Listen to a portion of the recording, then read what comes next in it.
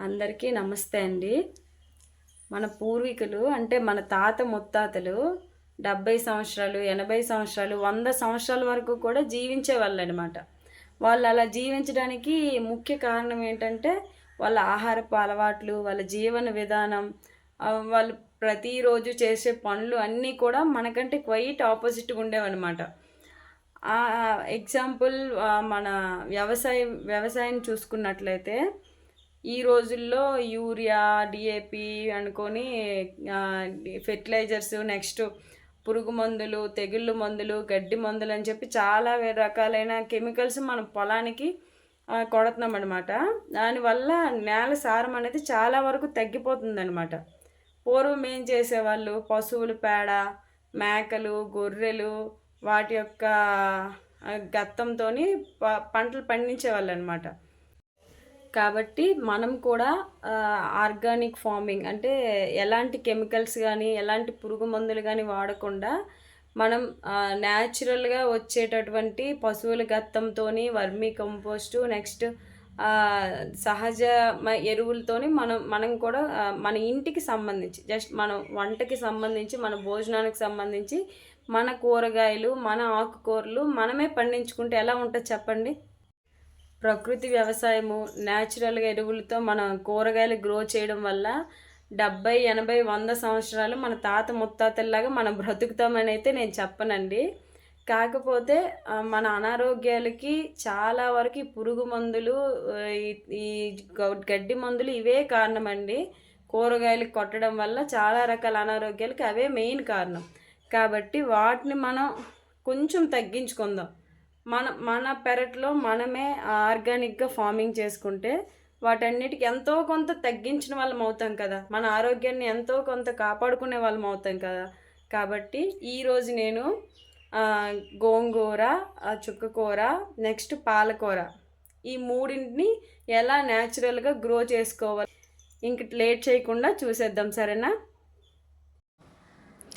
First మనం ఎందులో కూరగాయల విత్తనాలు వేద్దాం అనుకుంటున్నామో ఆ బ్యాగ్స్ తీసుకోవాలండి.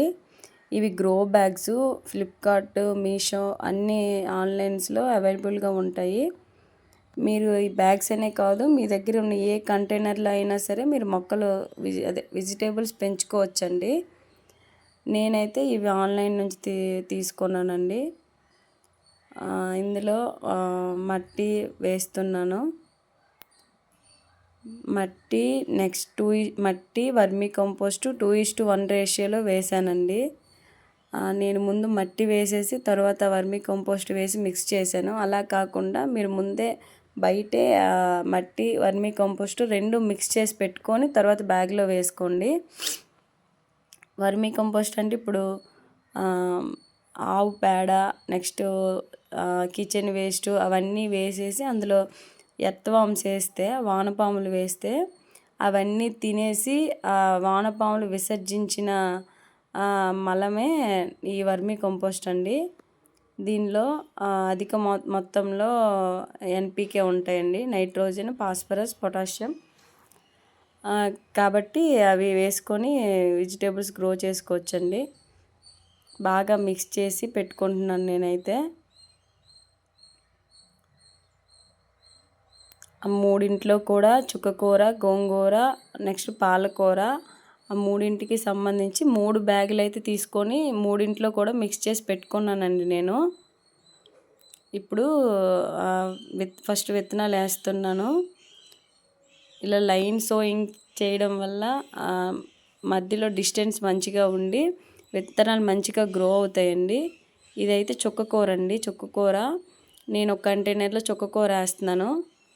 ఇలా లైన్ బై లైన్ అలా వేసుకుంటూ వెళ్తే మంచిగా గ్రో వస్తుందండి.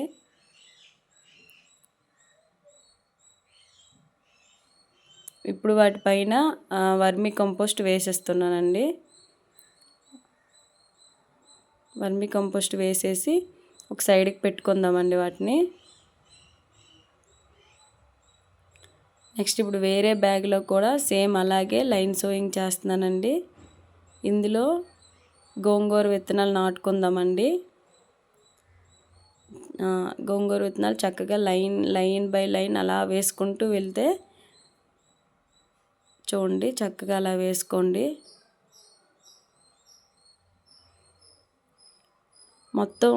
మొత్తం స్ప్రెడ్ చేసేస్తే విత్తనాలు ఏమవుతుందంటే మొక్కకి కాంపిటీషన్ పెరిగిపోయి పోషకాల లోపం అనేది ఉంటుందండి. కాబట్టి లైన్ బై లైన్ సోయింగ్ చేసుకుంటే దూరంగా విత్తనాలు వస్తాయండి. దానిపైన కూడా వర్మీ కంపోస్ట్ వేసేసి ఇది కూడా పక్కన పెట్టేసుకుందామండి. నెక్స్ట్ ఇందులో పాలకూర విత్తనాలు నాటుకుందామండి. Same process line by line sowing చేసుకుందాము. పాలకూర విత్తనాలండి అవి కూడా సేమ్ అలానే లైన్ బై లైన్ వేసుకోవాలి.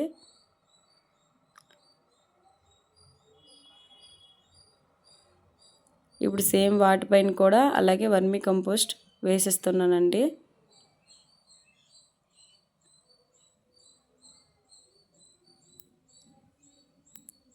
ఇవన్నీ చక్కగా కూడా వాటరింగ్ చేస్తున్నానండి. వాటరింగ్ డైరెక్ట్గా మనం చేయకూడదు. ఇలా వాటరింగ్ చేసిన బ్యాగ్స్ని డైరెక్ట్గా నేలపైన పెట్టకుండా ఇటుకల పైన కానీ రాళ్ళ పైన కానీ కర్రల పైన కానీ పెట్టండి. ఇలా పెట్టడం వల్ల నేలకుని బ్యాగ్కి మధ్యలో గాలి మంచిగా వెళ్ళి వాటర్ అనేది కిందకి ఈజీగా జారుకుంటుందండి. ఇలా వెజిటేబుల్ గ్రోత్ చేసి మన ఆరోగ్యాన్ని మనమే కాపాడుకుందామండి. Thank you for watching. Please do subscribe. Thank you.